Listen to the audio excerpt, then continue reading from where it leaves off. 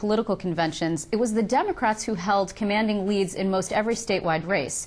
Today we get the first look at where the candidates are standing post-convention as Siena College released its latest poll. And there are a few surprising results. Joining me now to make sense of these numbers is Siena pollster Steve Greenberg. Steve, thanks for joining us. Pleasure to be here. Well, the big story, as I see it, is the independent voters. That's small I unaffiliateds. They are moving and away from the Democrats. Absolutely. We saw it in 7 different horse races. 2 where Cuomo runs against Lazio or Palladino, the 3 horse races involving Senator Gillibrand, and the 2 involving Senator Schumer. Go back to the Cuomo ones for a second.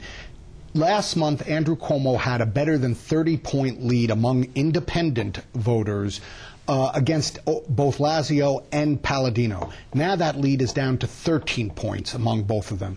Go to Gillibrand. She had double-digit leads against all 3 of her potential Republican opponents last month. Now all 3 of them have small leads against her among independent voters. But we should say it's probably not going to change things, even though the margin of Cuomo's lead between Rick Lazio, the designee, and Carl Palladino trying to petition his way on has shrunk somewhat. It's by single digits. I mean, he's still got a very wide 2-double-digit, 2-to-1 lead, really. It's not like he's losing or anything. Absolutely. Let's put it in perspective.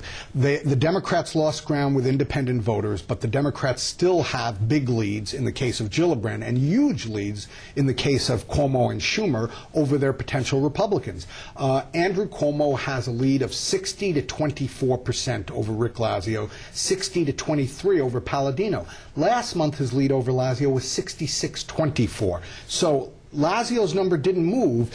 Cuomo came down 6 points, but it went into undecided. But what you see, actually, is Lazio saying, well, he's not invincible. The guy does have some chinks in his armor, or something that we can exploit. And of course, the way that you exploit that is money, and we're seeing a vast, disproportionate situation there. But before we get there, what do you think is motivating the independents? And also, we should say, these people can tip elections. I mean, this is a crucial block of voters. Absolutely. I mean, they're less than a quarter of the voters of this state, but they're an important block of voters. And particularly, they're an important block for Republicans, because a Republican cannot win in this state without a substantial margin of victory among independent voters.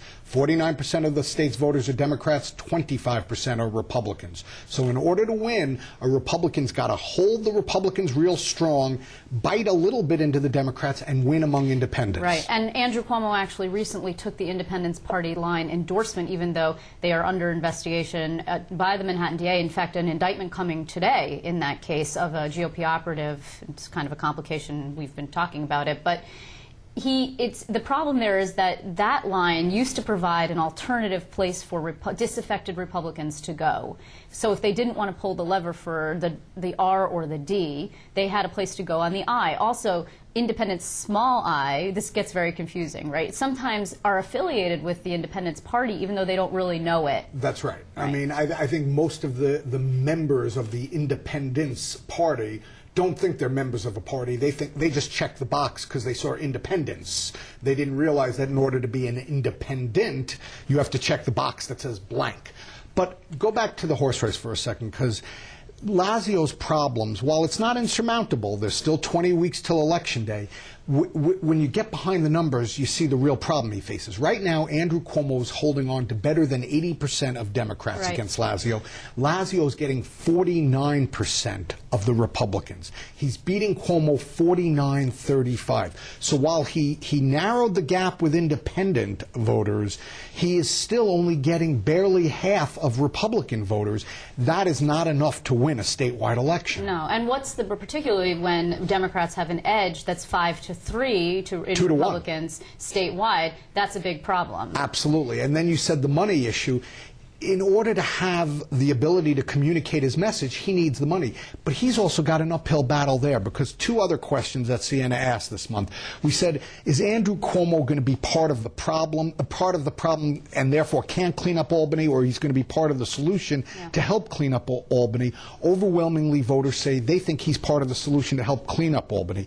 And then we said to voters, Rick Lazio, does he have, he's an outsider, therefore he can clean up Albany, or he doesn't have the experience to be able to clean up Albany? 39% of voters said he doesn't have the experience. Only 29% said as an outsider he can clean up Albany. A crucial plank of Rick Lazio's platform has been to say, well, this idea that Andrew Cuomo's trying to sell you voters that he's actually not part of Albany is he's really an Albany insider. He's been there since day one with his father, Mario Cuomo. He was there for years, etc. Just even though he actually spent a considerable amount of time outside Albany in Washington and then in the private sector, that's the whole crux of his campaign, of Lazio's campaign. And if you can't convince voters of it, then that's not going to work. He's got to find a different tack. Well, and it may be a little flawed also, because I don't know if you recall, but a few months ago, Siena asked the question, would you rather have somebody with extensive Albany experience as the next governor, all things being equal, or would you rather have an outsider?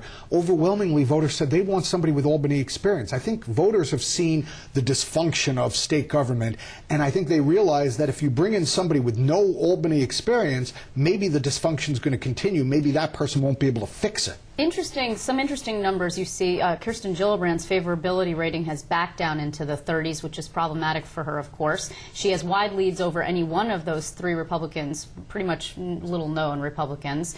And it seems like she should be vulnerable, and yet no one can capitalize against her. She is the luckiest American alive, no question about it. I mean, from the notion of having no Democratic primary, even though lots of people wanted a primary, and now, you're right, she should be vulnerable. Her re-elect number, when we ask voters, would you be inclined to elect her or would you prefer someone else? Right now, 34% say they're inclined to elect her.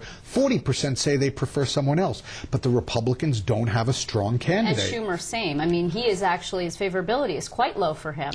It's the lowest it's ever been in a Siena poll. First time ever that Chuck Schumer's favorable number is under 60. He's at 54% favorable. And first time ever that his unfavorable number is above 30. It's 32. So, yeah, but he is also not vulnerable. And he does better on the re-elect question. 52% of voters say right now they're inclined to re-elect Chuck Schumer. Only 26% say they'd prefer someone else. I want to hit two quick points. The first, State Comptroller Tom DiNapoli.